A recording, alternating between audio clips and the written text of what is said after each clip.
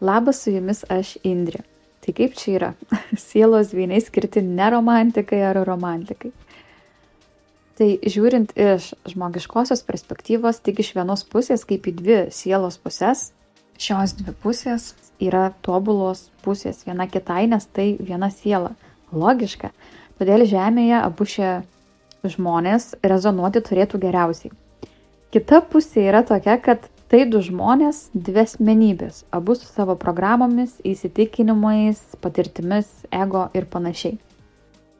Sielos dvyniai yra skirti ne romantikai, nes siela dalinosi į du kūnus ne tuo tikslu, kad pragyvens čia kartu gražų buitinį gyvenimą.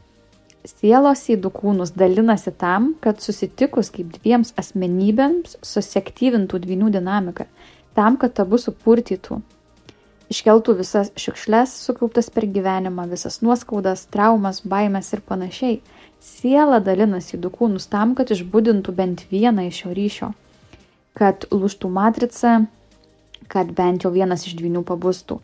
Šių dviejų asmenybių bendras tikslas nėra kabutėse normalus gyvenimas, kuris pasižymi darbu nuo 8 iki 5, po darbo sukimu į maksimą, namuose kotletų kepimu ir ėjimu miegoti, nes laukia kita eilinė darbo diena, o po darbo artimiausias žmogus visatoje. Sutinku, pradžioje net neina priimti to, ką sako, jau gerokai pažengę šioje kelionėje, kad nežemiškai meilė čia susirinkot. Ir kaip yra galvojama, ne, jau man tai nebus taip, pas mane kitaip, mano istorija kitokia, aš jaučiu. Pradžioje visi taip galvoja, tai yra vienas iš etapų, o tas jaučiu tai būna ego. Iliuzijų ir lūkesčių laikotarpis. Per jį reikia pereiti, jis niekur nedings, todėl nevenkit darbo su savim. Viskas gerai, kad vyksta paieškos sėkmingų kitų dvynių istorijų, viskas gerai, kad nesutinkam pradžioje su tais, kurie jau daugiau praėję, nes per tai ir dūžta iliuzijos, tai vienas iš etapų ir jis reikalingas. Per tai vyksta transformacijos. Kiekviena patirtis, kiekvienas kelias, kiekvienas etapas yra labai svarbus. Dvyniai būna kartu tik tie, kurių buvo toks susitarimas. Ne visi susijungia savo amžinajai šio gyvenimo sąjungai. Ir tiesą pasakius, kai pereini kelis etapus, kai jau nubyra iliuzijos, tos, kurios buvo pradžioje, tai jau net nebegalvoja apie fizinę sąjungą. Tuomet dar ateina ir suvokimas, kad fizinis atsiskyrimas iš tikrųjų tai yra tik dar viena iliuzija. Aišku, yra dvynių, kurie būdami kartu pereina visus etapus, būna dvynių, kurie perėję kelis etapus susijungia savo fiziniai sąjungai, tikrai būna visaip, bet kuris scenarijus bebūtų, tikslas šių dviejų žmonių yra ne romantiniams tikslams. Tai reiškia, kad buitekas yra tik papildomas dalykas ir tai tik pas kai kuriuos, tik galbūt.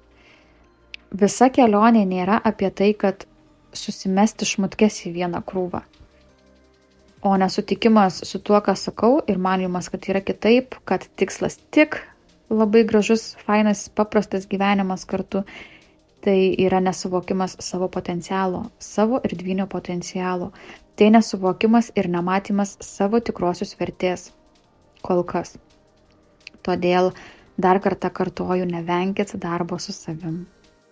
Būna ir taip, kad praėjus tam tikrus etapus sutinki tikrai sielos dvynį, o tas, kuris manei, kad yra, pasirodo buvo tik katalizatorius, kuris tik padėjo pasiruošti susitikimui su tikruoju.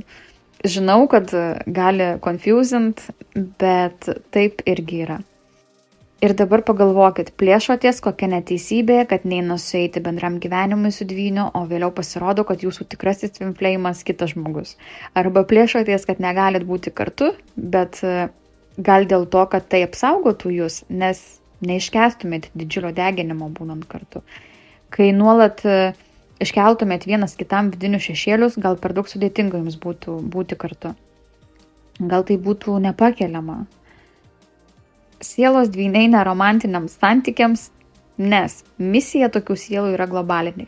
Žemė jau nebus kokia buvo, kuo toliau tuo daugiau žmonių išgyvena pabudimą, kuo toliau tuo daugiau ir plačiau kalbama apie tai.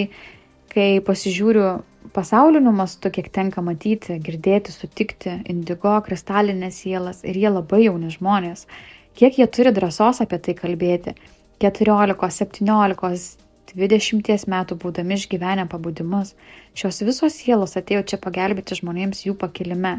Ir tas, kuris dabar klausai manęs, nors ir sąmoningai nesutinki su tuo, ką sakau, bet jauti, kad kažkur kažkas vis tiek rezonuoja, vis tiek tave kabina, vadinasi nebereikalo. Esi daug daugiau nei manai esas.